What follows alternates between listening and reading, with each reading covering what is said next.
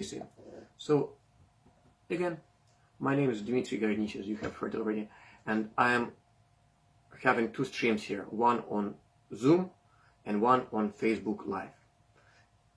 Why I like really have an idea of Zoom?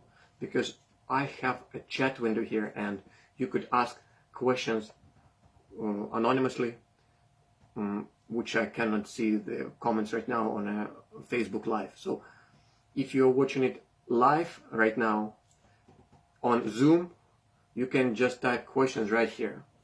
Now, how do you get the link? You go to evim.ca/data, and I'll just show it on the screen right now here. You go to ivim.ca/data/seminar, and there you would see a link here for Zoom connections. So that's where you could communicate live with me. And I really want a discussion. In fact, I encourage asking tough questions. As mentioned last time, I don't want to be seen as supporting one group or the other. I'm here to find the truth about what is happening here. So that's what we're trying to do. Now, if you're watching it on Facebook Live, then you could still post questions, but you probably know your name would be seen then. Alternatively, you could send me email directly to my email, which is dgarabas@evim.ca. It reaches my mailbox, and I will share it with other data scientists who are helping me to process the data. And of course, you could also make comments on YouTube, because all videos which we're recording here, I will be putting them on YouTube. And YouTube, at least it's kind of a filter also, so it would not allow misinformation. And we don't have here, at least I'm struggling to make sure there is no misinformation. It's the data, which is the most trusted data, is the Government of Canada data, right? And what we do would just make it more understandable, so we can plot it, right? Because unfortunately, Government of Canada sites do not plot it over time, how numbers are changing each week for the number of deaths, COVID deaths among vaccinated, for example, right? And this is a very important metric, of course. So that's one thing we have done. We just had a follow-up with Mona Nemer, Dr. Mona Nemer from Ottawa U, and she was assigned by our Prime Minister as a Chief Science Advisor to Prime Minister about 4 or 5 years ago. And she has produced she contributed to developing open Canada guidelines and scientific integrity guidelines to make sure we follow the best peer reviewing process and openness in presenting the data and making use of the data. Now, you see I'm wearing again my proudly Canadian eyeglasses and proudly Ukrainian t-shirt as a part of disclosure that I'm Ukrainian. I was born in Kiev, Ukraine, and grew up there, and I'm Canadian. And but also part of that disclosure is that I studied in Moscow, and I have to say from the very beginning, I have no expertise in constitutional rights, in legal rights, what anyone is doing in the government, or to the truckers, or to other people living them without pay, or even without employment insurance after they work for 30 years and just believe and follow their beliefs related to whether they could administer a dose voluntarily or non-voluntarily coerced. So I cannot comment on that, and I cannot comment on any biomedical aspects of this phenomenon, vaccines or pandemic. But I could simply just provide tools for visualization of data, so that anyone could see and decide for themselves and maybe ask the right question. So that's my objective in all those seminars. And again, I hope people will use this opportunity really to challenge my statements here. I started developing newsletters here on Substack Overflow, and you will find a link. You will find a link to the Substack on our main EVM portal. And now I will start showing you the EVM portal here. Right. So we'll just go quickly one by one through the main results obtained last week.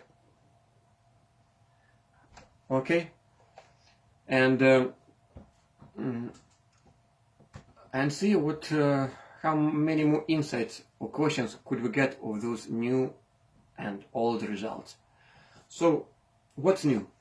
New is that we now have a Substack newsletter, and I invite everyone to go there, click in there, and you would see we already have a number of newsletters or transcripts from our previous seminars. You would see here a discussion on open letter to Chief Science Advisor of Canada. I hope we could have a discussion with you, respectful, and of course I'm sure it will be respectful. We have a lot of appreciation for each other's competencies in our domains and support of the democracy here. Then we had a discussion on when extra dose helps and when it may not help, and we'll talk more about this. We already have provided some data on that on Wednesday, just as a quick update on new data which is coming every week from Public Health Agency of Canada. And also we have a transcript from the seminar last week when we were predicting the percentage of vaccinated among cases, as well as reported, I have to say, reported percentage of vaccinated among cases, and reported a number of severe side effects. And also we're making predictions for politics and life in Canada, and trying to make it agnostic to the domain, meaning just building our recommendations or predictions based on numbers only, without actually knowing anything else, using machine learning, we can say. Okay, so that's a new development on our independently verified information machine portal. That's how we decided to call it. And why the name is called machine? Because really we're trying to remove us, myself, as a human from this analysis. We just want to consider this discussion and these numbers as a machine, as unbiased machine which just takes the data, which just plots them, and which allows us, me, you, anywhere site you belong to look at these graphs and start asking questions. So again, please don't hesitate to challenge me. And again, I have already received some feedback, and I would like to address feedback from my friends from my university years at University of Alberta, where I was doing my PhD studies. We support science. We were doing our PhDs and graduate studies at the universities, so we have a lot of respect for scientists. So, and when I receive feedback from them, of course I would like to follow up on it, and I will make sure I do mention their comments related specifically to when boosters help and when they do not help.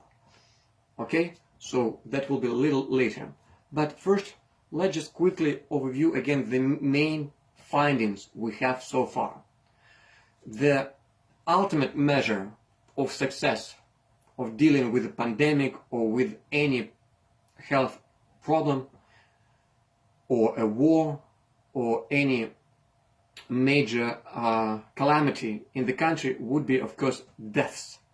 And in particular, looking at the excess deaths, comparing the deaths this year to the deaths last year when pandemic started, but before vaccination, and then before pandemic. What were the average number of deaths in each age category before pandemic, before vaccination, and after vaccination? So I'm just make sure that you can see this on the screen. Okay, right? And again, the transcript will be provided on the Substack. The pictures will be good quality. There will be links to all data, so you would be able to follow up on exact data on exact graph, and here I'm just providing a quick overview. So the most startling or astounding finding which we found was that for age from 0 to 44 years, meaning young children, right? When we look in New Brunswick, when we look at excess deaths before vaccination, so it's here from 2020 to 2021, we see the red line, which is the number of deaths, total number of deaths, is pretty much the same as average excess number of deaths for this younger population, which is about 5 deaths a week. You see, so it's per week. And then what we start seeing that right from the when vaccination has started, first with older population, with the high-risk population, these numbers started going up. And then when the vaccination has been extended in May, and this is the bold line here, when vaccination has started really with general population, we see that we have right now, how many? About 20, even 25 deaths of young people weekly. And this sharp decrease, just ignore it because they just put zeros for now. There is a delay, a few weeks, about actually a couple of months delay. So these are one of the main findings. And again, I'm inviting my friends specifically from U of A, from Ottawa U, from Alma Mater, my friends there. Please try to explain it to me how this could be justified or explained. Now, we do see that it's not the same in every province. We see that there is increase in Alberta, in British Columbia, in other Atlantic provinces. We talk about increase in deaths, total deaths, this year compared before vaccination. And we know that this variant, Delta, which is now, it's less lethal, it results in less deaths, so Omicron. So we should not be expecting, of course, more deaths this year than last year. And of course, if all the measures work, then of course we should be seeing a decline in all these total deaths. But unfortunately we don't see that, we see the opposite. Except maybe with the exception of Quebec. And this is the only province where it is comparable. So in this year they have less than last year. And again, we assume that we can trust this data because this is the only data, in fact, which we have, which comes from official Statistics Canada website. This is a regular table from this website, and I invite everyone to look at the transcript and YouTube recording from our seminars 3 weeks ago. It was dedicated specifically to the excess deaths. So please have a look. We are talking a lot about how these graphs are obtained and how you can see those graphs yourselves by using the app. We have a death tracker app. So it's all available. Now, last week we started talking about predicting the reported number of deaths, and we started saying that it fits a line so nicely with the metric R-square. It's a metric which shows you how close your prediction is to your observed measurements. It's over 95%. From the very beginning, when the data, they started reporting the data, when Public Health Agency of Canada started reporting the data, you see the red bar is 1.2. It's on the 10th of July here. That's how they started reporting. And it goes only up, monotonically up, it never goes down. And we already know why, because indeed they were not counting all the deaths which happened before people were fully vaccinated, right? So this gives them advantage. And I mean, advantage, it's called bias or skew, mathematically speaking.